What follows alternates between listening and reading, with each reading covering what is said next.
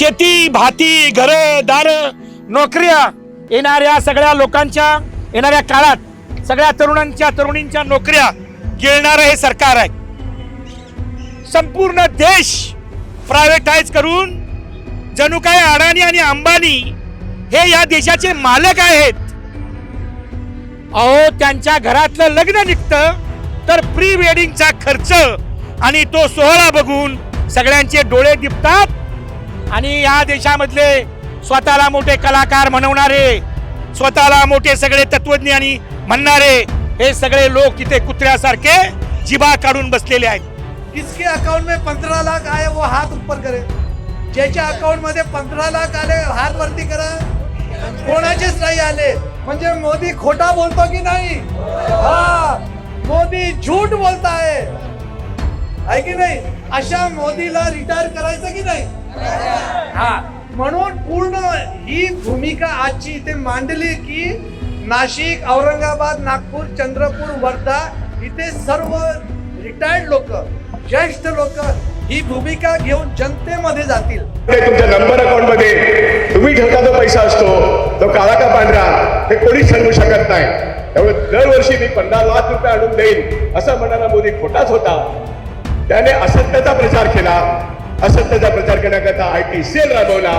IT sale मार्फत संविधानातल्या अनेक गोष्टी, आपल्या धर्मांमध्ये आग लावणाऱ्या अनेक गोष्टी अत्यंत असत्य प्रकाराने या IT सेलने आणलेला आहे. पण हा भाजप आणि हा मोदी हा आता संपूर्णपणे नेस्तनाबूत होतो आहे. हे संविधानाला मानणारे लोक आहोत. संविधानातील जे मूल्य आहेत, स्वातंत्र्य, समता, बंधुत्व यावर विश्वास असणारी लोक आहोत. आणि आपल्या संविधानामध्ये सेक्युलर हे तत्व आहे, सर्व धर्मसमभाव. आपला देश जो सुरक्षित आहे, अखंड आहे, याचं कारण म्हणजे आपलं संविधान. जर या संविधानाच्या मूल्याची पायमल्ली झाली तर मग मात्र देशामध्ये अराजकता निर्माण होऊ शकते. लोकांना नीट जगता येणार नाही. म्हणून या संविधानाचं रक्षण करणं हे अतिशय महत्त्वाचं आहे. आणि अलीकडच्या काळामध्ये आपण पाहतो आहोत की संविधानामध्ये जे मूल्य आहेत त्या मूल्याची पायमल्ली होताना बऱ्याच ठिकाणी आपल्याला दिसते. म्हणजे आपलं संविधान समाजवाद सांगतं, सोशलिस्ट रिपब्लिक सांगतं, पण प्रत्यक्षामध्ये खाजगीकरणाकडे या सरकारचा मोठा कल आहे. आता खाजगीकरण म्हणजे काय? तर जी राष्ट्राची संपत्ती आहे समाजवादामध्ये ती लोकांकडे असते, पण त्याचं खाजगीकरण केलं तर ती कुठल्या तरी एका माणसाच्या ताब्यात जाते.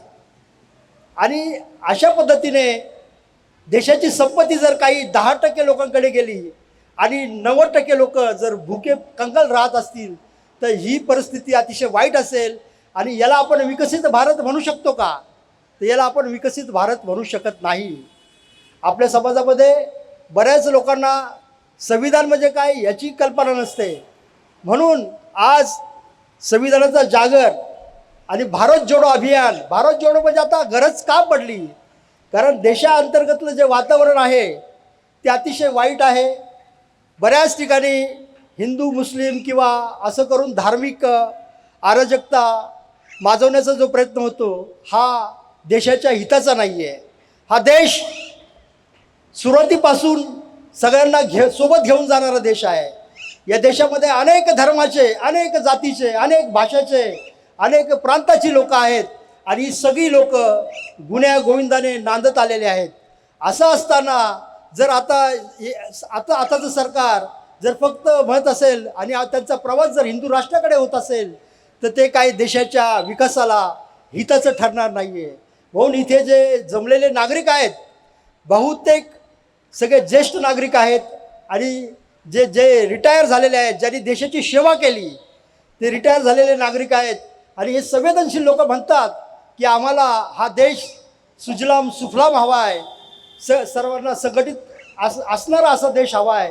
आणि यासाठी हा एक संविधानाचा जागर आपण या चौकामध्ये घेतलेला आहे. तर या आजचा हा जो कार्यक्रम आहे याची आणखी भूमिका जी आहे ती चांगली स्पष्टपणे मांडण्याचा प्रयत्न आमचे आदरणीय सोनटके सर करतील अशी मी त्यांना विनंती करतो.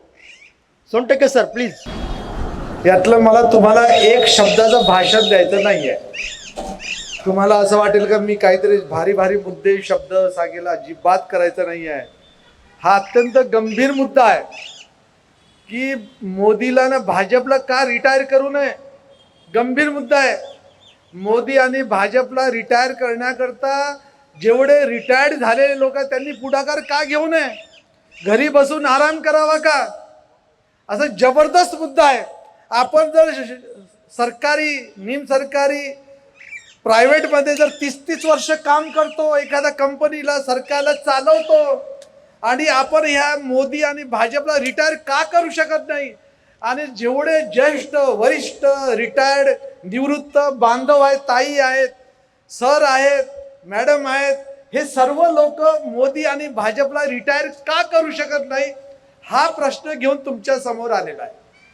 हा भाषणाचा विषय नाही, मी याकरता म्हणत आहे की प्रत्येकाला माहित आहे की मोदी भाजप या देशावर संकट आहे की नाही. म्हणजे भाजप मोदी हे रिटायर्ड हे जे संकट आहे हे संकट दूर करण्याचं काम हे सर्व या देशातील सर्वच्या सर्व जे रिटायर्ड ज्येष्ठ आहेत, वरिष्ठ आहेत, सिनियर नागरिक हे करतील. ही भूमिका आजची आहे. पण येणारा निवडणूक तर जवळच आहे. या निवडणुकीमध्ये भाजपचा पराभव का करावा महाराष्ट्र आणि भारतामध्ये, तर मिनिमम तुम्हाला 2 कारणं सांगेल. ते आजकाल खूप पेपरमध्ये, टी व्हीमध्ये आणि रेडिओवर जाहिरात येते, मोदी की गॅरंटी. ऐकलं ना? हा, मोदी की गॅरंटी का अर्थ है झूठ की गॅरंटी. बरोबर आहे का?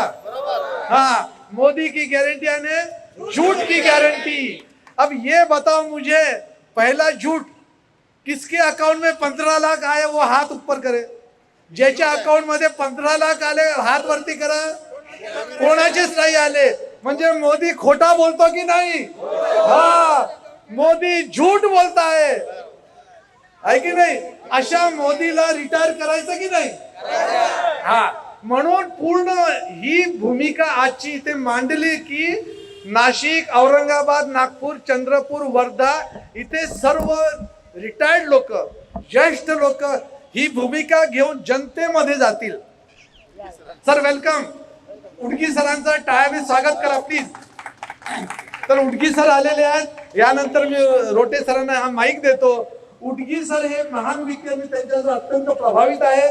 त्यांचं या भाजपला काय म्हणतात पराभूत करण्याकरता जे कष्ट घेत आहेत सकाळ संध्याकाळ, मी त्यांना वंदन करतो. इतकी जबरदस्त मेहनत आहे उडगी सर घेत आहेत. रोज सकाळ आणि संध्याकाळ फिरत आहेत. त्यांच्याकडून प्रेरणा घेऊया. इथे समजा 100 लोक असतील, आपण 1-1 लाख लोकांना तयार करूया. एवढा संकल्प आपण करूया. आपण इथे समजा 100 लोक आहोत, 1-1 लाख लोकांना तयार करूया. आणि 1 लाख लोक तयार करायच्या अगोदर आपल्या घरच्या लोकांनाही तयार करूया.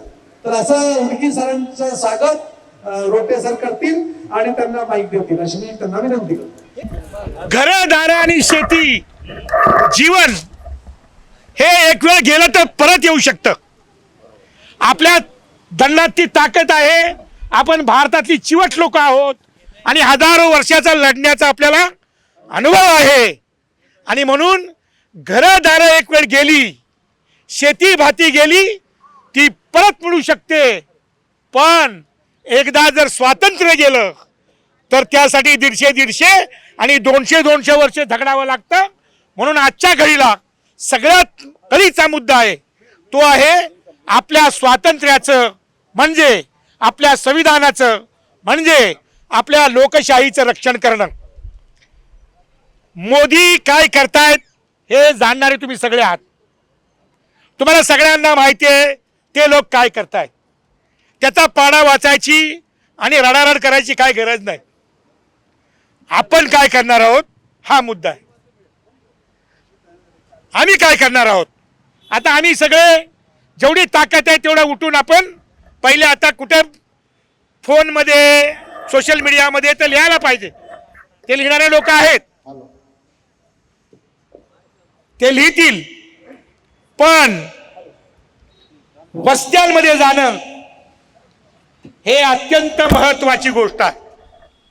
कारण या देशाची लोकशाही आणि संविधान याची पायमल्ली करणारे, बुडवणारे लोक हे तुमच्या अधिवस्तीमध्ये पोचलेले आहेत आणि ते रोजच्या रोज वस्त्यात चालून काढतायत. आपली भोळी भाळी जनता, देवा धर्मावर विश्वास असणारी जनता आहे. कारण माणसांनी त्यांना विश्वास दिला नाही म्हणून त्यांचा देवावर विश्वास आहे. ती गरीब लोक आहेत सगळे, ते निरनिराळ्या देवांच्या हाताखाली गेले असतील, पण हेच लोक उद्या हा देश वाचू शकतात. आणि म्हणून पहिलं जाऊन वस्त्यांमध्ये, ह्याचं काय करू शकत नाही आपण, हे का वस्त्यांमध्ये जाणं ही सगळ्यात महत्वाची गोष्ट आहे. हे जे आता कसं आपण भयंकर महागाई अमुक तमुक लिहिलेलं आहे, तसं एकच स्टिकर बनवायला पाहिजे की आम्ही माणसं आहोत आणि जाती धर्माच्या नावाने फूट पाडणाऱ्या लोकांनी मत मागण्यासाठी आमच्या दारावर येऊ नये. हे काहीतरी छोटं करावं लागेल, पण हे सांगायला पाहिजे की we are Indians and we are democrats. ज्यांना या देशाची डेमोक्रेसी खायची आहे आणि धर्मोक्रेसी आणायची आहे त्यांना या घराचे दरवाजे बंद आहेत. तुम्ही पाहुणे म्हणून आमचे देव आहात, पण तुम्ही लोकशाही बुडवणारे लोक म्हणून आमचे वैरी आहात. हे नीटपणे सांगायला पाहिजे, कारण आपण कुणालाही दरवाजा बंद करणं ही आपली संस्कृती नाही. हजारो वर्ष आपले दरवाजे खुले राहिलेले आहेत. भुक्या माणसाला पण अन्न दिलेलं आहे, प्यास्या माणसाला, तहानलेल्या माणसाला पण पाणी दिलेलं आहे. अरे आपणच ते लोक आहोत.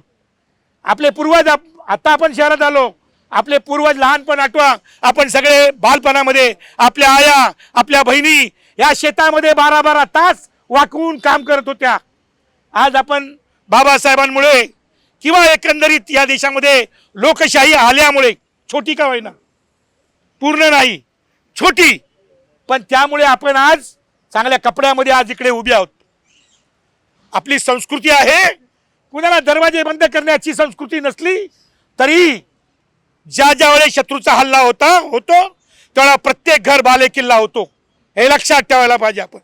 आणि मतदानाच्या वेळेस इथं आपण सगळे भेटू, आपण भेटणार, आपण बोलणार. हॅलो हॅलो हॅलो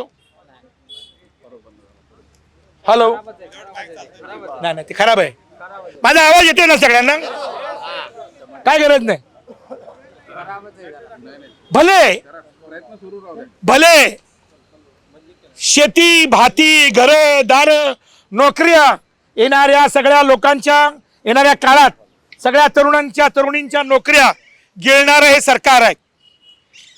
संपूर्ण देश प्रायव्हेटाईज करून जणू काय अडाणी आणि अंबानी हे या देशाचे मालक आहेत. अहो, त्यांच्या घरातलं लग्न निघतं तर प्री वेडिंगचा खर्च आणि तो सोहळा बघून सगळ्यांचे डोळे दिपतात. आणि या देशामधले स्वतःला मोठे कलाकार म्हणवणारे, स्वतःला मोठे सगळे तत्वज्ञानी म्हणणारे हे सगळे लोक तिथे कुत्र्यासारखे जिभा काढून बसलेले आहेत. ही भयानक गोष्ट आहे.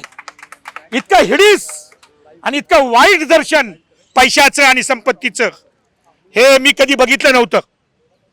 असो, तुम्हाला वाटतं मी गाणं म्हणावं, मला माहिती आहे, पण तर तुम्ही गाणं ऐकून शांतपणे घरी जाऊन झोपलात तर मी एवढ्या लांबून येऊन त्याचा काय उपयोग नाही. ते हवेत गेलं. मग माझा तर पुरुषांवर जास्त विश्वास नाही, माझा या बहिणींवर विश्वास आहे. या ज्या बहिणी आहेत यांच्यावर माझा जास्त विश्वास आहे. आणि म्हणून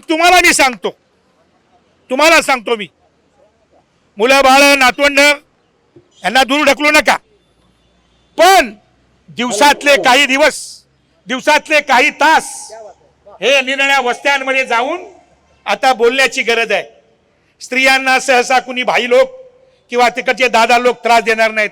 पुरुष गेले तर ताबडतोब अंगावर येतात, कारण एवढे गुंडा लोक आतमध्ये बसलेले आहेत. मी स्वतः झोपडपट्टीत राहिलेला माणूस आहे. मी स्वतःच एका अतिशय हिंसक वातावरणामध्ये जगलेला माणूस आहे. म्हणून बहिणींनो, तुम्ही जायचं आहे. आता तुमच्यासाठी गाणं म्हणतो, संविधानाचं गाणं म्हणतो, तेच ऐकायला लोक आलेले. काळो खाच्या भीम उजेड कोरतो, काळ्या आईच्या उरात भीम लेखण्या पेरतो, पेरतो गा माये भीम लेखण्या पेरतो. आणि घेरलं ग आड राणी. कुणाला घेरलेला आहे? संविधानाला घेरलेला आहे. घेरलं ग आड राणी, घेरलं ग आड राणी, हमलेवार चहुकुनी, सोडवा सोडवा संविधान, सोडवा जनांचं विधान, सोडवा सोडवा संविधान, सोडवा विधान. माझ्या मागे म्हणा, सोडवा सोडवा संविधान, सोडवा सोडवा संविधान, सोडवा एवढं म्हणलं चालेल.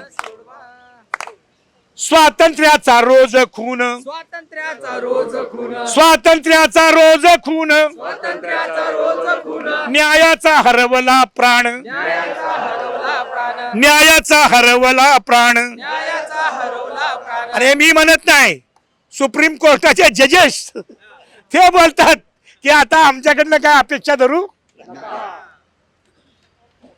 वर्तमानपत्राचे संपादक म्हणतात आमच्याकडनं काय अपेक्षा. म्हणजे नेते वगैरे हे तर उड्या मारतात, इकडे तिकडे जातात, ते सगळे चोर आहेत, आम्हाला चांगलं माहिती आहे, त्यांना आम्ही बघितलेलं आहे. पण निदान हे संपादक, निदान हे निर्णय, आता त्या इलेक्शन कमिशनचा जो त्यानेच राजीनामा दिला गोयल, त्याच्यावर कसला आला असेल, कसला दबाव आला असेल. उगवता मनू काळ, उगवता मनू काळ, जळे जुलमाचा ग जाळ,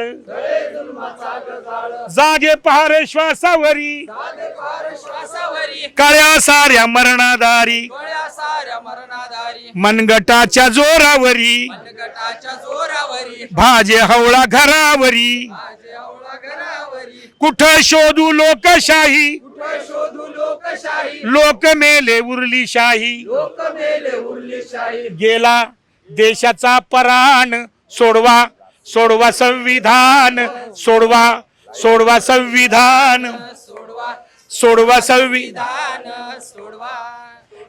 आता हा जो मनुकाळ आहे, मी पहिल्या लाईन मध्ये म्हटलं की उगवता मनुकाळ, हा मनुकाळ फार जुना आहे. म्हणजे इतर देशांमध्ये जे हुकुमशाह आले ते काही ना काही कारणाने, युद्धाने, उठावाने निघून गेले. पण या देशातले जे हुकुमशाह आहेत ते एकटे नाही आहेत, ती संघटना आहे. आणि ती संघटना असल्यामुळे अधिक खतरनाक आहे. कारण यांनी ऋग्वेदाच्या 10व्या मंडलामध्ये, पुरुष सूक्तामध्ये या मनुवादाचा जन्म होतो. आणि त्याच्या विरुद्ध बुद्ध या जगामध्ये तत्वज्ञानाच्या क्षेत्रातली मोठी क्रांती करतो. या बाबासाहेबांनी एका revolution and counter revolution in ancient India नावाचं एक पुस्तक लिहिलेलं आहे. त्याच्यामध्ये त्यांनी एक अतिशय चांगला नियम मांडलेला आहे, एक सिद्धांत मांडलेला आहे. ते म्हणतात या देशामध्ये एक छोटी क्रांती होते आणि ताबडतोब या देशातले प्रतिक्रांतिकारक मनुवादी एकत्र येतात आणि या छोट्या क्रांतीच्या विरोधामध्ये एक मोठी प्रतिक्रांती करतात.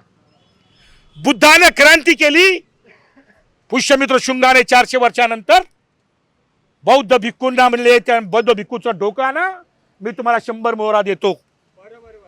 आणि बुद्धाच्या क्रांतीच्या विरोधात प्रतिक्रांती झाली. चक्रवर्ती अशोकासारखा मोठा राजा या देशामध्ये होऊन गेला. हे ब्रिटिश आले तेव्हा आम्हाला कळलं. तो सगळा इतिहास दडपून टाकला. मधल्या काळात 1000 वर्ष डार्क एज. त्याच्यानंतर सामान्य घरातनं सामान्य जातीमधले लोक, अस्पृश्य लोक असतील किंवा जे लोक बहुजन समाजाचे जे लोक आहेत ते लोकांमधनं संत निर्माण झाले. तुकारामासारखा संत, नामदेवासारखा संत निर्माण झाला आणि त्यांनी अशा प्रकारचं प्रबोधन केलं की त्यातनं छत्रपती शिवाजी महाराजांचा उगम झाला. संभाजी महाराजांनी ते स्वराज्य पुढे घेऊन गेले. ताबडतोब या देशामध्ये प्रतिक्रांती केली आणि शिवशाही गाडून त्या ठिकाणी पेशवाई आणली. महात्मा ज्योतिराव फुले त्याच पुण्यामध्ये जन्माला आले होते. त्यांनी या देशामध्ये क्रांतीचा पाया घातला आणि बाबासाहेबांनी त्याला कळस चढवला. 70 वर्ष झाले नाहीत तर या देशामध्ये एक मोठी प्रतिक्रांती सुरू झालेली आहे आणि ती आहे या मनुवाद्यांची प्रतिक्रांती. त्यांना या देशाचं संविधान नको आहे. त्यांना या देशामध्ये लोकशाही नको आहे. एका पार्टीचं राज्य पाहिजे, धर्मराष्ट्र पाहिजे.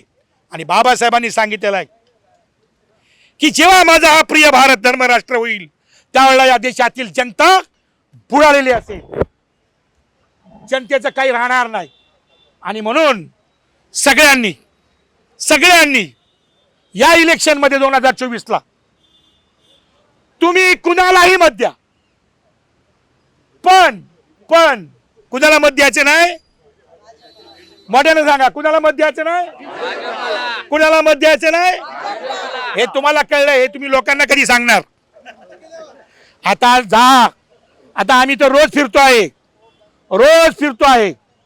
उडगी सर आहेत, बाकीचे सगळे सोनटक्के साहेब आहेत, बाकीचे सगळे लोक आहेत, हे रोजच्या रोज फिरतोय आम्ही. आपण जेवढे काही पायामध्ये आता त्राण उरले असतील ते बाबासाहेबांची शपथ घेऊन बाहेर पडा, कारण त्यांच्यामुळे हे जीवन आम्हाला मिळाले, ते हिसकावून घेण्याचं काम चाललेलं आहे. आणि म्हणून मी तुमच्या सोबत आहे. मी कुठल्या पक्षाचा नाही, मला माहिती आहे पक्ष काय ते. मी नागरिकांचा आहे आणि ही जी नागरिकांची चळवळ आहे, निर्धार महाराष्ट्राचा, भारत जोडो आहेच, परंतु निर्धार महाराष्ट्राचा हे भारत जोडोच्या सोबत आम्ही सगळेजण एक प्रचार करतो आहोत, प्रसार करतो आहोत की 8 प्रकारच्या आघाड्या या महाराष्ट्रामध्ये आहेत आणि त्या सगळ्यांना एकत्र करून आपल्याला या देशामध्ये हे लोकशाही आणि संविधान वाचवण्यासाठी आपण इथं लढणार आहोत. जय भीम, जय भारत, जय संविधान. मी खारघरचीच निवासी आहे. कॉलेजमध्ये लेक्चरर होती आणि त्यानंतर सध्या कवयित्री म्हणून गाजत आहे.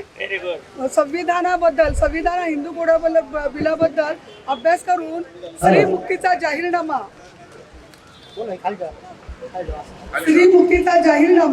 हे पुस्तक माझं आता लवकरच प्रकाशित होईल. त्यानंतर आता एक संविधान जागत म्हटल्यानंतर अंगात एक स्फूर्ती आलेली आहे. आपण त्या कार्यक्रमाला जावं. सध्या मी रोडपालीला राहते आणि तिथून मी इथे आलेले आहे. तर मी एक कविता सादर करत आहे. सुरक्षित है हम इस भारत ऊपर, सुरक्षित है हम इस भारत ऊपर, गफलत होती नहीं, ऐसी रक्षा करता है हमारा संविधान. गफलत होती नहीं, ऐसी रक्षा करता है हमारा संविधान. हक सब भारतीय नागरिकों को समान देता है दान. अंधेरे की ओर से उजाले के तरफ ले जाता है हमारा संविधान. अंधेरे के ओर से उजाले के तरफ ले जाता है हमारा संविधान. गुनाह कुछ भी हो, सिद्धांत होते हैं महामानव डॉक्टर बाबा साहब अम्बेडकर के. गुनाह कुछ भी हो, सिद्धांत होते हैं महामानव डॉक्टर बाबा साहब अम्बेडकर के. अमर पंचशीलों से बनाए हमारा संविधान. देश में होती है अफरा-तफरी जो जाति धर्म के भेदभाव को सजा देता है हमारा संविधान. जाति धर्म के भेदभाव को सजा देता है हमारा संविधान. भारतीय नारी को अबला नहीं कहता, सबला होने का हक देता है हमारा संविधान. हमारा संविधान. प्रगत भारत की मिसाल है, सत्यमेव जयते का उद्घोष करता है हमारा संविधान. प्रगत भारत की मिसाल है, सत्यमेव जयते का उद्घोष करता है हमारा संविधान। जय भीम, जय संविधान, जय भारत। उपस्थित असलेल्या सर्व रिटायर्ड योद्ध्यांना माझा सलाम। खूप मोठी गोष्ट आहे की आपण सगळे आज एवढा मोठा कार्यक्रम इथे घेत आहात, पण हे करण्याची आपल्याला गरज का पडते? कारण आपल्याला हे कळून चुकलंय की आपला संविधान आपल्याला जे स्वातंत्र्य मिळवायला एवढा कष्ट घ्यावा लागला, कुठेतरी आपल्या येणाऱ्या पिढीला परत ते दिवस बघायला लागतील का? जी चूक 2 वेळा केली गेली आहे ती परत होऊ नये म्हणून हा संघर्ष। सर्व महिलांना मी आज हे आव्हान देते की 50% आपण आहोत, 50% जी ताकद महिलांकडे आहे त्याच्याबद्दल त्यांना माहित नाही। आणि आपला योद्धा राहुल गांधी जो भारत जोडायला निघालाय, त्यांनी 5 प्रकारच्या न्यायाबद्दल बोललेलं आहे। ती व्यक्ती आज रिटायर्ड व्यक्तीबद्दल विचार करते, जे मुलं शिकतायत त्यांच्याबद्दल विचार करते, स्त्रियांबद्दल विचार करते। आज दर 1 तासाला 500 रेपचे केसेस नोंद होतात। जो देश ज्या देशाने द्रौपदीला बघितलेलं आहे, महाभारत जिथे झालेलं आहे, त्या गोष्टीला परत आपल्याला कुठेतरी महाभारत लढावी लागेल का? तर आपल्याला तयार व्हायचंय, कारण येणाऱ्या पिढीला हे कळायला हवं की 70 वर्षापासून मोदी नव्हते, भाजपा नव्हती जिने आपल्याला हे लढून मिळवून दिलेले आपले स्वातंत्र्य। संविधान वाचला तरच आपण वाचू, आणि हे आपल्या येणाऱ्या पिढीला पहिले आपल्याला सांगावं लागेल। कारण स्कूल मध्ये हे त्यांना सांगतच नाहीये की गांधी होते, मोदी नव्हते, नेहरू होते, मोदी नव्हते। बाबासाहेब आंबेडकरांनी संविधान लिहिला म्हणून हा देश जगला आणि जगतोय, आणि प्रत्येक एका व्यक्तीला 1 मताचा न्याय मिळाला। आज अंबानीही एकच मत देऊ शकतो आणि आपण सगळे समान आहोत हे आपल्या घरातील आपल्या मुलांना सांगणं अत्यंत महत्वाचं आहे, आणि ते सगळं तुम्ही करू शकता। मी एकच लाईन बोलेन, मत बटने दो इस देश को 2 रंगों में, मत बटने दो इस देश को 2 रंगों में, मिलकर खुश रहते हैं इस एक तिरंगे में। जय भारत, जय भीम। आपण सगळे भारतीय आहोत, आणि या देशाच्या संविधानामुळे आपल्याला जे मूलभूत अधिकार मिळालेले आहेत ते जतन करणं, या देशाची संसदीय लोकशाही आणि सर्व स्वायत्त संस्था ज्या संविधानातून निर्माण झाल्या, ते डॉक्टर बाबासाहेब आंबेडकरांचं संविधान जर आज धोक्यात आहे असं गेल्या 10 वर्षातल्या मोदी सरकारच्या वर्तनातून आपल्याला दिसतंय। त्या ठिकाणी आपण हम रिटायर्ड असं अरविंद सोनटक्के यांच्या संकल्पनेतून निघालेली कल्पना, हम रिटायर्ड लेकिन हम मोदी और शाह को, भाजपा और शाह को करेंगे रिटायर्ड। आता अरविंद सोनटक्के रिटायर्ड असतील म्हणजे बहुसंख्य लोक आपण 60च्या पुढचे आहोत, पण आपण आंदोलनामध्ये अत्यंत तरुण आहोत, आपली मनं आणि विचारशक्ती तरुण आहे।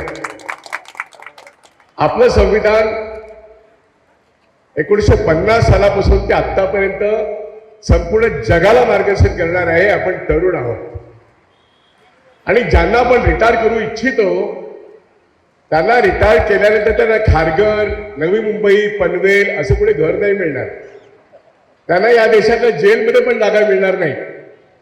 ते कुठे असतील तुम्ही विचार करा। निवडणुकीतून पराभव झाल्यानंतर एवढी वाईट कामं त्यांनी केलीत गेल्या 10 वर्षामध्ये, तुम्ही आणि मी सर्वांनी मिळून 140 कोटी लोकांनी ही संसदीय लोकशाही वाचवण्याकरता उद्धव बाळासाहेब ठाकरे यांनी सांगितल्याप्रमाणे या तडीपारांना, ज्याला 400 पार करायचे आहे, त्या सर्वांना आपण तडीपार करूया, आणि हा संकल्प आपण या ठिकाणी घेऊया। हे तडीपार लोक आता सत्तेवर आहेत। या ठिकाणी महाविकास आघाडी महाराष्ट्रामध्ये आता इंडिया आघाडी झालेली आहे, आणि आपण अशा मोक्यावरती या ठिकाणी 14 तारखेला एकत्र आलेलो आहोत की या सगळ्यांना आपण रिटायर करणार। म्हणजे काय करणार हे आता तुम्हाला कळलेलं आहे। आपल्याला भारतीय जनता पक्षाच्या उमेदवारांना पराभव करायचा आहे, आणि असा सणसणून पराभव करायचा आहे की जर त्यांची 30% मतं असतील तर आपली त्यांच्या विरोधातली 70% मतं आपण तमाम भारतीयांनी, मग आपण हिंदू असू, बौद्ध असू, मुसलमान असू, शीख असू, ईसाई असू, मराठी असू, मद्रासी असू, कानडी असू किंवा बंगाली असू, डॉक्टर बाबासाहेब आंबेडकरांच्या संविधानातून आपण भारतीय आहोत. म्हणून हम भारत के लोग ही जी आपली भूमिका आहे, हम भारत के लोग, we the people of India. आपण मोदी सरकारचा बॅलेट मधून पराभव करायचा आहे, बुलेट मधून नाही. महात्मा गांधी, जवाहरलाल नेहरू आणि डॉक्टर बाबासाहेब आंबेडकर या 3 विचारधारा वेगळ्या नाहीत. ही एकच विचारधारा आहे, भारताला मोठी करणारी, ज्या विचारधारेने आपल्याला पारतंत्र्यातून स्वातंत्र्य आणलं आणि स्वातंत्र्यानंतर एवढा मोठा भारत देश आज मोदींकडे गेला. खरं तर आपल्या मूर्खपणामुळे मिळाला. आपण मूर्खपणा केला, एकदा नाही दोनदा, पण तिसऱ्यांदा मूर्खपणा आपण करणार नाही याची आपण शपथ घेऊया. आणि मोदीच्या भाजपचा पराभव करण्याकरता आपण आज इथे शपथ घेतो. पण आजची परिस्थिती काय ती समजून घ्या. आत्ताच मी महाराष्ट्रामध्ये 2 मुलाखती देऊन आलो. एक मुलाखत आत्ता आज सकाळी मोदी साहेबांनी 2 इलेक्शन कमिशनची नेमणूक जाहीर केलेली आहे. अधीर रंजन चौधरी विरोधी पक्षाचा नेता आहे. एक मोठीच्या मोठी लिस्ट त्यांना पाठवून दिली, पण त्यांच्याशी सल्ला मसलत नाही. निर्णय फक्त मोदींचा आणि त्यांच्या एका कॅबिनेट मिनिस्टरचा. 2 वर्सेस 1, 2 नियुक्त झाले. एकाचं नाव आहे ज्ञानेश कुमार, दुसऱ्याचं नाव आणखी काही आहे सुखविंदर सिंग. मुद्दा त्यांचं नाव काय हा नाहीये, मुद्दा ती 2 माणसं मोदींनी निवडलेली आहेत. त्या 2 माणसांपैकी एक मनुष्य निवृत्त झाला आता 1 महिन्यापूर्वी, त्याचं नाव पांडे. आणि दुसरा मनुष्य बरोबर 8 तारखेला रात्री 10 वाजता त्यांनी राजीनामा दिला, ज्याचा उल्लेख संभाजी भगत यांनी केला. राजीनामा त्यांनी दिला त्याचं कारण आजही कळलं नाही, पण सुप्रीम कोर्टामध्ये त्याच्या नियुक्तीविषयी 2022 पासून चुकीची नियुक्ती झाली, संविधानाला धरून नियुक्ती झाली नाही, म्हणून तो शिक्षेस पात्र आहे. आणि ती जेव्हा शिक्षा सुनावण्याची वेळ आली तेव्हा हे ग्रस्त राजीनामा देऊन पळून गेले. त्यांची नेमणूक करताना 24 तासात नेमणूक झाली. ते मिनिस्ट्री ऑफ हेवी इंडस्ट्रीजचे प्रिन्सिपल सेक्रेटरी होते. VRS घेऊन हा मनुष्य मोदींचा माणूस, संत बिंत काही नव्हता. मोदी भक्त नव्हे, मोदीच्या आज्ञा मांडणारा होता. पण या माणसाला जेव्हा सुप्रीम कोर्ट चंदीगडच्या इलेक्शन मध्ये एका इलेक्शन ऑफिसरने 8 मतं खोडली, सुप्रीम कोर्टात त्याला प्रॉसिक्युशन करण्याची ऑर्डर देण्यात आली आणि त्या 8 मतं खोडलेल्यांना मोजायला लावून आपचा मनुष्य, काँग्रेस आणि आपचा अलायन्स, आपचा मनुष्य तयार झाला. पण प्रॉसिक्युशन निवडणूक अधिकाऱ्याचा होऊ शकतं, हे सुप्रीम कोर्टाचा आदेश म्हणजे कायदा झाला. आणि म्हणून एक निवडणूक आयुक्त आपली अरेस्ट होऊ शकते, म्हणून तो पळून गेला. कृपा करून हे सर्वांनी लक्षात घ्यावं की एक IAS ऑफिसर मोदी भक्ती करता करता संविधान विरोधी काम करत होता. जेवढ्या 1.5 वर्षामध्ये त्यांनी निवडणुका घेतल्यात त्या ठिकाणी इलेक्शन कमिशनची हेराफेरी त्याही माणसाने केलेली आहे. आणि म्हणून सुप्रीम कोर्टाने त्याची नियुक्ती रद्द केली असती तेव्हा तो पळून गेला. गोडवे गाण्याची गरज नाही. खरं तर कोणताही IAS ऑफिसरने मी का गेलो हे सांगण्याची गरज आहे, पण हा माणूस तोंड बंद करून गेलेला आहे. आणि आज उद्याच्या दिवशी 2 माणसं निवडणार होती, पण मोदी सरकारवरती आज एवढा दबाव आहे. तुम्ही रिटायर्ड लोक म्हणून इथे येता, तसं संपूर्ण भारतभर मोदी विरोधात कार्यक्रम चालू आहे.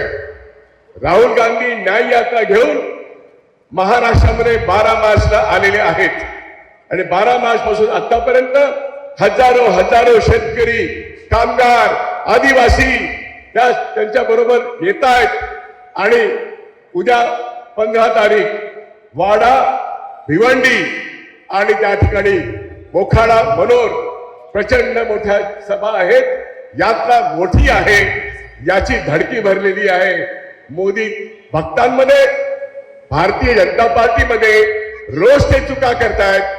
आजची चूक, मोदीने केलेली चूक ही सुप्रीम कोर्टामध्ये उद्या म्हणजे शुक्रवारी, आज तारीख 14 आहे, उद्या शुक्रवारी हे 2 जे इलेक्शन कमिशनर नियुक्त झालेत याला आव्हान प्रशांत भूषण यांनी दिलाय आणि तीच ती संस्था ADR, ज्या ADR मुळे इलेक्ट्रल बॉन्ड्स हे संविधान विरोधक आहेत, संविधान विरोधी आहेत, बेकायदा आहेत आणि होय या देशातल्या आणि विदेशातल्या तमाम काळा पैसा इलेक्ट्रल बॉन्ड मार्फत 16,000 कोटीपेक्षा जास्त हा आता जाहीर झालेला आहे. आणि त्यांची आत्ताची बातमी अशी आहे, आज सकाळची बातमी अशी आहे, तुमच्या नंबर अकाउंट मध्ये तुम्ही ठेवता जो पैसा असतो तो काळा का पांढरा हे कोणीच सांगू शकत नाही. त्यामुळे दरवर्षी मी 15 लाख रुपये आणून देईन असं म्हणणारा मोदी खोटाच होता. त्याने असत्याचा प्रचार केला. असत्याचा प्रचार करण्याकरता IT सेल राबवला. IT सेल मार्फत संविधानातल्या अनेक गोष्टी, आपल्या धर्माधर्मांमध्ये आग लावणाऱ्या अनेक गोष्टी अत्यंत असत्य प्रकाराने या IT सेलने आणलेला आहे. पण हा भाजप आणि हा मोदी हा आता संपूर्णपणे नेस्तनाबूत होतो आहे आणि सुप्रीम कोर्टाने सर्व महत्वाच्या प्रश्नांवरती त्यांची कोंडी केलेली आहे. It is a political crisis, it is a social crisis, it is economic crisis आणि of course it is a constitutional crisis. आणि म्हणून संविधान तुम्हाला मान्य असेल ते असलंच पाहिजे. तुम्ही खरे भारतीय असाल तर डॉक्टर बाबासाहेब आंबेडकरांच्या संविधानाने तुम्हाला एक जगण्याची गॅरंटी दिली आहे. त्या जगण्याच्या गॅरंटीमध्ये तुम्हाला मोफत शिक्षण, तुम्हाला रोजगार, तुम्हाला आरोग्याची सुविधा या सगळ्या मूलभूत अधिकारांमध्ये आहे. आपण ते बोलत नाही आहोत. म्हणून जेव्हा 14 जानेवारीला मणिपूर ते मुंबई निघाला आमचा माणूस राहुल गांधी, त्याचं नाव सर्व भारतीय एकवटले गेले. त्या ठिकाणी मला असं वाटलं जर घटनेमधले पॉलिटिकल जस्टिस, सोशल जस्टिस आणि इकॉनॉमिक जस्टिस हे जर लोकांपर्यंत राहुल गांधी जे म्हणतात ते न्यायचं असेल तर मी 25 मुद्दे कोणते आहेत इकॉनॉमिक जस्टिस ते मांडले. जनतेचा जाहीरनामा, पीपल्स मॅनिफेस्टो तुमच्यापर्यंत नेण्याचा मी प्रयत्न केला. आतापर्यंत 10 मिटिंगा झालेल्या आहेत, निर्भय मोर्चा मिटिंगा झाल्या आहेत, सर्व ठिकाणी मी मांडलं. आणि होय तो राहुल गांधींना देण्याकरता आपण 17 तारखेला शिवाजी पार्क पण जाणार आहोत. पण मुद्दा असा 25 मुद्दे इकॉनॉमिक जस्टिसचे, 20 मुद्दे पॉलिटिकल आणि सोशल जस्टिसचे आहेत. तुमच्याकडे ईमेल असेल, तुमच्याकडे व्हॉट्सअप आहेच, त्या सर्वांवरती हा जाहीरनामा इथे न मांडता मी थोडक्यात मांडलाय, पण तो पाठवतो, नीट वाचा. तो जनतेचा जाहीरनामा आहे. पण ज्या जनतेच्या जाहीरनाम्यामधून ज्या इंडियाच्या उमेदवाराला पण निवडून द्यायचं आहे त्याला सांगू की ती निवडून या. आल्यानंतर हा जाहीरनामा पहिल्यांदा अंमलात आणा. एवढीच आपली जाहीर मागणी राहुल गांधी आणि इंडिया आघाडीच्या तमाम नेत्यांना करूया. आणि 16 तारीख आणि 17 तारीख मुंबईमधल्या भारत जोडो न्याय यात्रा जी आहे हजारोच्या संख्येने सामील होऊया आणि शिवाजी पार्क मध्ये अख्खं शिवतीर्थ भरलं पाहिजे. पुन्हा एकदा संविधान वाचवा, लोकशाही वाचवा. भाजपचा पराभव नक्की आहे, पण तो अधिक मताधिक्याने करण्याकरता आपण कामाला लागूया. एवढंच या ठिकाणी सांगतो. जय संविधान, जय भारत. दोस्तों, साथियों, एक बड़ी जागरूकता की लहर इस पूरे देश में फैल रही है. ये पहली बार हम लोग देख रहे हैं कि एक बहुत बड़ा जन आंदोलन ईवीएम के विरोध में पूरे देश भर में, एक राज्य नहीं बचा जहां ईवीएम के विरोध में देश उतरे नहीं है. क्योंकि सब लोग जानते हैं कि जब मोदी इलेक्शन में उतरता है तो वो चीटिंग के बिना नहीं करता. मतलब ये बोलना कि मोदी सबसे पॉपुलर नेता है देश का, अगर वो नेता देश का सबसे पॉपुलर होता तो बैलेट पेपर पे इलेक्शन करता, मगर वो करने के लिए तैयार नहीं. ओके, तो इसलिए हम देख रहे हैं कि जितने अलग अलग किस्म के हथकंडे हैं, अगर उसके पास 40% वोट होता तो ना वो दंगे फसाद करवाता, ना काला धन से इलेक्शन जीतने की कोशिश करता, ना धर्मों की नफरत फैलाता, मगर क्योंकि वो पॉपुलर नहीं है, भाजपा के पास वो जन आधार नहीं है, इसलिए वो अलग अलग किस्म के हथकंडे करता है। और अभी हम लोग को जरा चौकन्ना रहना होगा। 9 अप्रैल को जो रामनवमी आ रही है और सभी हमारे हिंदू साथियों को वो मंदिर जाए, वो रामनवमी मनाए, जैसे हम लोग अलग अलग त्यौहार मनाते हैं। मगर दिक्कत ये है कि आजकल रामनवमी मंदिरों पे कम और मस्जिदों के बाहर ज़्यादा मनाई जाती है। तो ये 9 तारीख को हमको पूरी सड़क पर उतर कर वो सुरक्षा का काम करना होगा ताकि कोई दंगा फसाद ना हो। ये आखिरी मौका है 9 अप्रैल का जहाँ कोई बड़ा पोलराइजेशन वो देश में कर सके। इसलिए सीएम को मिलना, होम मिनिस्टर को मिलना, पुलिस कमिश्नर को मिलना कि आपके राज्य में ऐसा कोई हादसा ना हो जिससे यहाँ की शांति में कोई भंग हो। एक वो बात। दूसरी साथियों की ये जो प्रयास हम लोग सब कर रहे हैं, एक बहुत बड़ी जीत हमारी हुई है, वो हुई है 14 फरवरी को। 14 फरवरी कौन सा तारीख है? 14 फरवरी है पुलवामा का तारीख जो 2019 में हुआ था। वैलेंटाइन डे तो है ही, मगर पुलवामा जो 2019 में करवाया गया था, जहां हमारे 40 जवानों को मरवाया गया था, वो तारीख को इस बार मोदी जी कहां थे? वो 14 फरवरी को भागे थे अबू धाबी। 2019 में उन्होंने उन जवानों के, शहीदों के लाशों पे वोट मांगा था कि आप, खास करके नौजवानों को, कि आप पहली बार वोट कर रहे हो तो वो जवानों को वोट करके याद करके वोट देना। मुझे लगा था कि ये 14 फरवरी को मोदी जी बड़े पैमाने पे पुलवामा का सवाल उठाएंगे, बालाकोट का सवाल उठाएंगे, मगर उन्होंने किया नहीं। ये क्यों नहीं किया? क्योंकि सत्यपाल मलिक, प्रशांत भूषण, जो हम जैसे लोगों ने एक आंदोलन छेड़ दिया था कि पुलवामा का सत्य ये देश के सामने आना चाहिए, उसके तथ्य और जो सवाल है वो देश के सामने आने चाहिए। और वो जो आंदोलन चला उससे मोदी, बीजेपी, पूरी गोदी मीडिया डर गई। जब एक सवाल उठता है तो पूरी मीडिया उसके खिलाफ लग जाती है, गोदी मीडिया।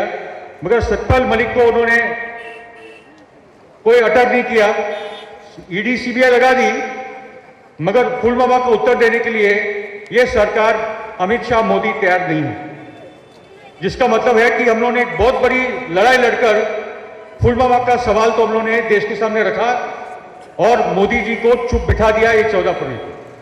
क्योंकि अगर ये इलेक्शन को आते आते उसने फिर से ये पोलराइजेशन की पॉलिटिक्स की होती पुलवामा, बालाकोट को लेकर, तो बहुत मुश्किल होता। और हमको वो संदेह भी था कि क्या राम मंदिर पे हमला करवाया जाएगा ये इलेक्शन को आते आते।